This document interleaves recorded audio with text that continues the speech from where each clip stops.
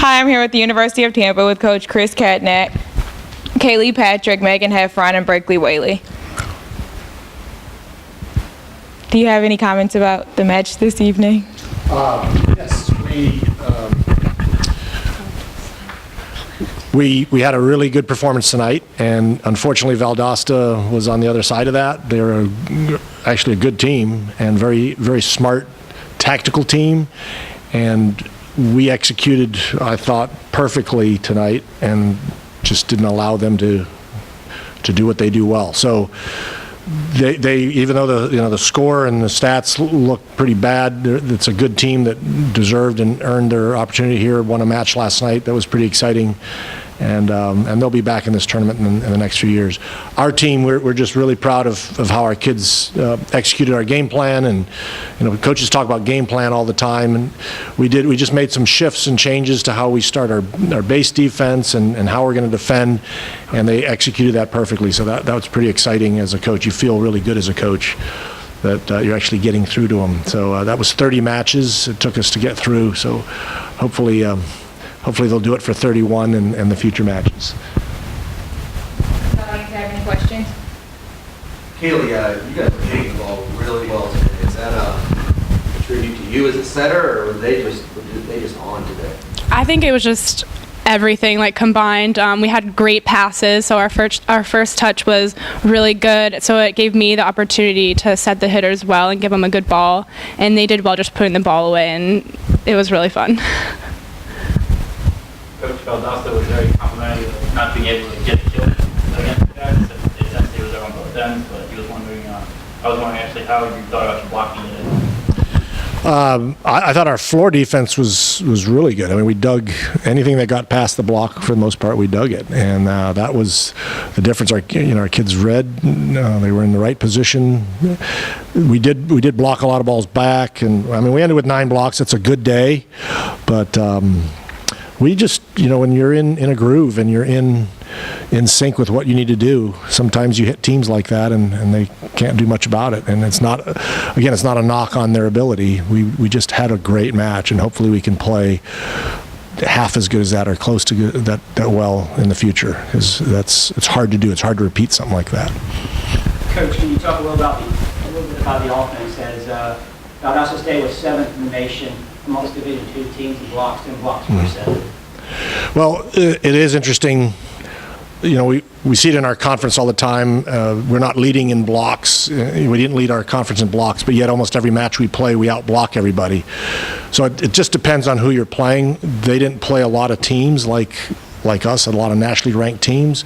So they were a good blocking team, but we are a very good attacking team, so that kind of negates that ability of theirs. I also thought Kaylee made really good decisions tonight, and our first touch, as she said, was the first touch is that first ball that comes over the net.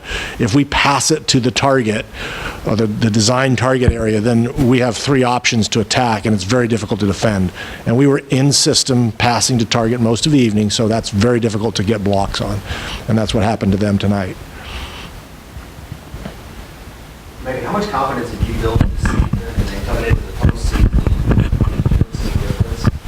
postseason? During the season, I've been up and down quite a bit with my confidence, but coach and everyone and my teammates have believed in me and pushed me to become better, and my confidence is starting to rise, especially during the postseason as much as we practiced.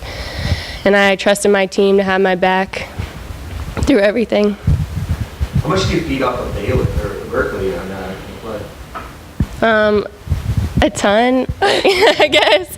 When Berkeley's playing well, and then I can go up, I can see what shots she's made and feed off of that. And I look up to Berkeley a lot on the floor because I think she's a great player.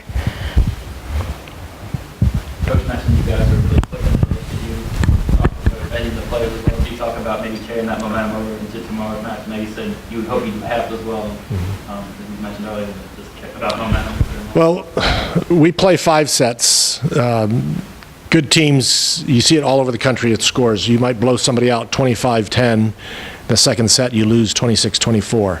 It's deadly sometimes when you play that great game and you switch sides or you play a great match, and the next day you come out and your expectation is that you're going to play that perfect match again. What I want to do is we'll bring us back down to earth and get back to work and know that we're not perfect and we're going to have to work for it. Every championship that regional championship we've won here, I don't care if we were the better team or not, it was really difficult to win. And tomorrow's going to be no different. So we can't go into the match just expecting, hey, everything's going to fall. We were perfect yesterday, we're going to be perfect today. Is it our goal? No doubt. As a coach, you want to play that perfect match. It's really cool to play it. You enjoy it, but we have to be prepared for. And I'm going to back up. I'm a pessimist by nature, so I'm always prepared mentally for that worst situation, and that's my expectation. We're going to be challenged, and we can't think about how we play today. We can only think about each point and how we perform tomorrow. Berkey, I saw you. It's almost like you're setting people up. I saw you hit the ball into a space. It got returned. On the same possession, they set you up again, a perfect strike in the same space. You hit it a little bit differently, and you got the point. I mean, are you seeing that? Or is that just I mean, sometimes, we talk about their defense before. That's part of our pregame, and what's going to be there before the game. It could change. Volleyball is very reactionary.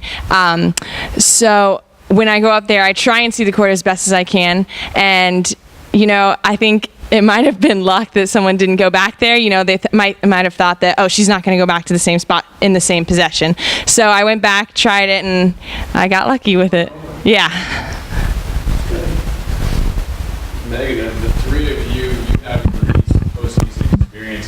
How do you take from some of the girls on the team that have a lot of postseason experience like Kaylee? How does that help you get through some of these tough matches? Well, being here for the past 2 seasons and seeing my team work through it, I know my team can do it, and it helps me a lot with my confidence because, of course, we work hard all season, and I see how hard they work, and I know their experience there. Kelly, can you elaborate on that? Experience going, like Coach said, taking tomorrow's match and kind of putting today in the past? Yeah, I guess it's just being like that steady person on the floor. Like we know we have the ability to, so it's just kind of on us to stay together as a team and continue to work hard and not get complacent throughout the season and take one game at a time and not look ahead at all, because any team can win on any given night. So. Who's helped you the most to develop into a dominant?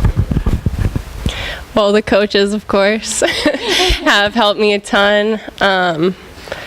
My teammates, they are always helping me, pushing me to get better because I know that and the coach have pushed me to make smarter decisions than what I used to be doing. And, of course, all my teammates on the floor make me a better player.